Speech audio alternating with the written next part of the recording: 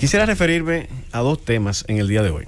El primero de ellos es en la misma línea del comentario de Eddie Alcántara con relación a estos archivos. Pero más que al archivo es a la investigación de los casos de corrupción en sentido general. Al parecer, en la República Dominicana ha habido una intención de hacer zozobrar todos los expedientes de importancia que tienen que ver con corrupción. Se inician las investigaciones, hay amplios sectores de la sociedad que apoyan estas iniciativas de investigación y finalmente se lanzan al mar proceloso de las fiscalías y de los tribunales y finalmente, luego de muchos años de navegación, zozobran en la tormenta del tiempo o en la tormenta de la falla en la instrumentación de esos expedientes. Al parecer, hay ciertas complicidades que se urden al momento de articular estos expedientes. Y el pueblo dominicano está hace mucho sediento de justicia en materia de corrupción. El pueblo dominicano hace mucho que está esperando que aquellos que se han robado la cosa pública la regresen, la devuelvan y paguen por sus hechos. Y cuando los pueblos toman estos temas y le dan el seguimiento que le han dado y pasan estos temas de corrupción, de ocupar los últimos lugares en el interés público, a ocupar los primeros lugares cuando se encuesta y se mide en los procesos electorales, hay que poner mucho cuidado y mucha atención. Le hizo un muy flaco favor el anterior Procurador General de la República con un expediente formulado con intención, pero no con intención de llegar a condenar y perseguir a los reales culpables, sino de utilizar el proceso como un escudo a los sectores involucrados en esos actos de corrupción y que en ese momento estaban dirigiendo los destinos del Estado. No se puede pretender que se actuó de manera ingenua. No se puede entender, cuando se tiene un dominio mínimo, como de hecho él lo tiene, de la ley y del debido proceso, que se cometan torpezas, y torpezas aquí con unas grandes comillas, como las que se cometieron en ese expediente. Y digo así torpezas, primero, porque se excluye de la investigación una de las obras en las que esa compañía invirtió la suma más alta, que es el caso de Punta Catalina. ¿Por qué se excluye a Punta Catalina? ¿Por qué en Punta Catalina no hubo corrupción, según el Procurador General de la República, y en las demás obras sí? La única diferencia entre una obra y otra, entre esa obra y las demás, es quienes impulsaron esos proyectos, quienes estaban gobernando y quienes estaban administrando la cosa pública.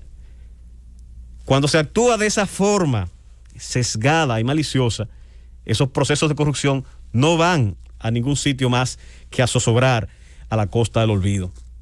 Y con ese diseño inicial que al parecer tuvo este caso en la investigación, en la que se cortó por aquí para buscar un pseudo culpable, de manera que se justificara luego cuando se excluyera el resto, para archivar aquí uno de un partido acompañado con los de otro partido, el decir que se sometieron a archivos provisionales cuando en realidad, como sale hoy a relucir de forma escandalosa, que se trató de archivos definitivos.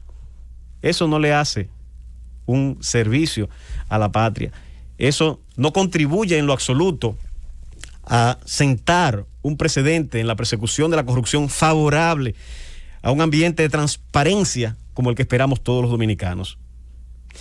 Y ciertamente, esos desaciertos en la investigación, esos sesgos, esas violaciones al debido proceso que se evidenciaron, incluso con sentencias de no al lugar, excluyendo a algunos de los procesados de manera injusta, hoy se reflejan en el proceso que se sigue impulsando los tribunales de la República Dominicana.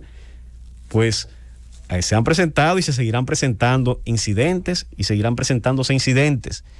Y dirán muchos, bueno, esos abogados demoníacos, demonizando la función del abogado, la que no tiene otra función más que defender de la autoridad y defender en el marco de las leyes y del derecho a su defendido, a su cliente. Esa es su obligación y su deber. Pero se lo han brindado en bandeja de plata, porque muchos de los que están todavía en ese expediente no tienen nada que ver con actos de corrupción y fueron incluidos de forma arbitraria para ocultar a aquellos o escudar y proteger a aquellos que sí tenían responsabilidades en esas acciones de corrupción y en otras más, que espero que la nueva Procuraduría las persiga, que las investigue y que las investigue de forma efectiva y en respeto al debido proceso de ley para que no zozobren, para que no fracasen. Ese proceso que se está conociendo de Odebrecht en los tribunales fue objeto de varios incidentes. Y yo digo, todos esos incidentes, no es que los abogados no quieren enfrentar la acusación, simple y sencillamente es que está plagado de errores ese proceso. Y esos errores, repito, en unas grandes comillas, son unos horrores que al parecer responden a ese diseño y a esa intención de que nadie resulte condenado y dar la impresión de que los reales responsables, versus los inocentes, todos van a ser absueltos a consecuencia de la debilidad del expediente. Y eso es un precedente nefasto en la historia de la persecución, de la corrupción en la República Dominicana. Esperemos que se enmienden estas acciones, que los expedientes de corrupción que se están, entendemos ya, articulando, que se están preparando con relación a la recién terminada gestión del Partido de la Liberación Dominicana, se hagan primero con apego a la ley. Y esto parece ser una exigencia vana, porque se supone que todos en un Estado de Derecho debemos sujetarnos al imperio de la ley. Pero vamos a reiterarlo y a decirlo. Primero debe y recomendamos que se haga con un estricto apego a la ley y sobre todo con un apego a la dignidad de las personas que sean investigadas. Se corrompieron, de alguna manera disiparon recursos públicos, pero eso no implica que no se les respeten sus derechos. Creemos en ese tipo de persecución de la corrupción y sobre todo creemos en la transparencia en el marco de investigaciones de esta naturaleza y que no se utilicen tácticas y técnicas deleznables que a nuestro juicio a veces son más corruptas que aquellas prácticas corruptas también que se intentan perseguir. Vamos a aplicar aquí el principio de superioridad moral al que ha de ceñirse el Estado y el gobierno en sus actuaciones para que los nuevos expedientes de corrupción, que sé que son muchos y serán muchos y variados, no zozobren en ese mar, en ese proceloso mar de la impunidad en el que han navegado lamentablemente casi todos los expedientes que se han articulado en el pasado en la República Dominicana.